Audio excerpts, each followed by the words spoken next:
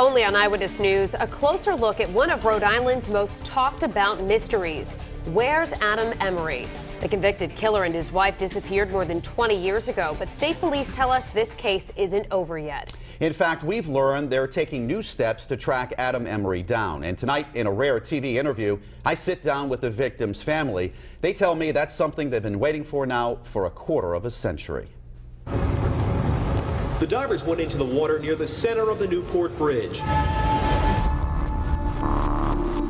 It's a question that's haunted Rhode Island since November 10th, 1993. Did Adam Emery and his wife Elena jump to their deaths from the Newport Bridge?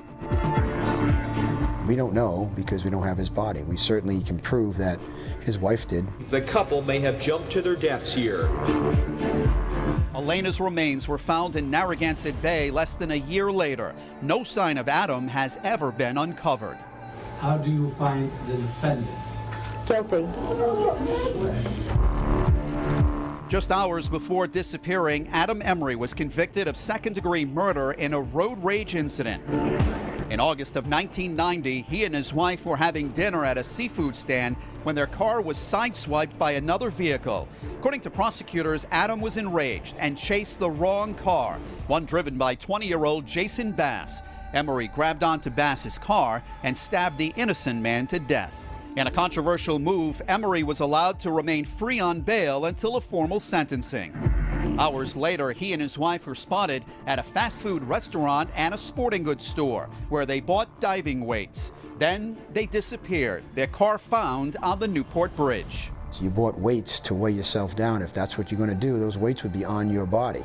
So if you're that bent on killing yourself, why weren't they strapped to you to make sure that you sink? In 2004, a judge declared Adam Emery deceased. But 6 years later, he was back on America's Most Wanted list with a warrant for his arrest. In this particular case, what resonated well after talking to you, we don't know if this person's dead. We've had leads in the past, a very long time ago, but I also remember Woody Bulger very vividly.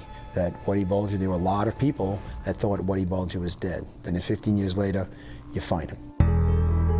My family and I, we still believe that Adam is out there somewhere. Jason's brother Ray says even though it's been more than a quarter of a century, the pain is still deep.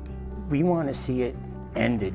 You know, it's a lot of baggage to carry around with you for 26 years, you know, and I would love to see my sister get closure, my parents, my mom, you know, God forbid that she should die without having that closure, you know, and it just hurts so much. Cynthia Bass was only 9 when Jason died. She remembers her uncle as a giving person.